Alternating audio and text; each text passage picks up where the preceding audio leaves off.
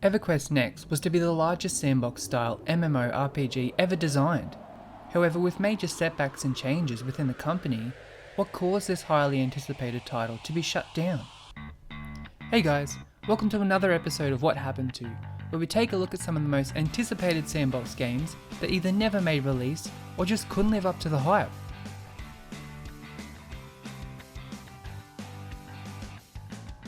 You can find the first hints of EQN in the EverQuest 10th anniversary book back in 2009. However, EverQuest Next was announced to the public back in 2012 at a Sony Online Entertainment live event. At the 2013 PAX East event, game developer Dave Jordson confirmed a full reveal of EverQuest Next, providing fans with information and brief footage of gameplay. Also announced at this event was their intent to split the development into two segments, a standard quest-based MMORPG and a building tool called Landmark. Former CEO John Smedley stated that the best of Landmark's player creations would have been brought into the MMORPG.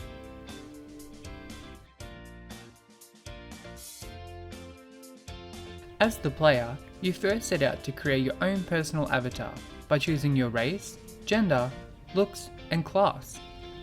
A class is the role you take while adventuring throughout the world, such as Cleric, Elementalist, Tempest, Warrior, and Wizard, just to name a few. It was planned to have over 40 different classes to play, with you the player having the ability to switch between them once they're unlocked. Some of the revolutionary game mechanics to be introduced with EQN was the destructibility of the world. Every piece of the world is fully destructible, and players have the ability to manipulate almost all of it. The world of EQN will extend far into the heavens and deep into the procedurally generated Earth, through 10,000 years of known lore and history. Players will have the ability to change the world around them permanently, in dramatic ways. Large-scale wars will be fought and won, providing epic stories that will unfold over months, even years.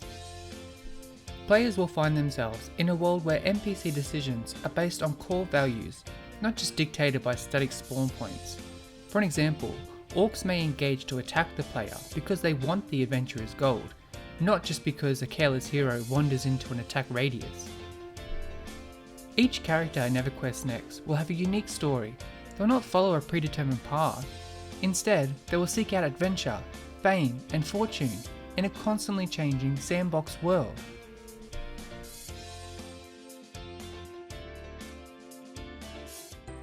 On February 2nd, 2015, Sony sold Sony Online Entertainment to Columbus Nova, who renamed it Daybreak Game Company. On February 11, employees of the company reported they were undergoing layoffs, including several senior developers and project managers. Shortly after, Daybreak responded by announcing the layoffs were intended to make the company profitable, but did not detail the extent of the layoffs or whether it would affect development and support of their new and existing games. In June 2015, it was announced that Daybreak shifted the main development focus of the team from Landmark to EverQuest Next, and fans were assured it was full steam ahead with the development of EQN. However, on March 11, 2016, Daybreak announced the development of EverQuest Next was discontinued. The reasoning behind the cancellation, however, quoted from Daybreak's newly appointed president, Russell Shanks, said that as we put together the pieces, we found that it wasn't fun. Personally, I was hyped for this game. I even brought into the Landmark Early Access to test out some of the building tools. I feel the confusion between Landmark and EverQuest Next and split development between the two caused the game to be all over the place, rather than just following a set vision for the game. So what are your thoughts on the cancellation of EverQuest Next, and their reasons for shutting down development? Let me know in the comments. I hope you enjoyed this episode of What Happened to EverQuest Next. If you did, make sure to leave a like as it helps keep the series going, and if you want to stay up to date with regular content, make sure to subscribe. Thanks heaps for all the growing support over these few months. Happy sandboxing, and I'll see you in the next video.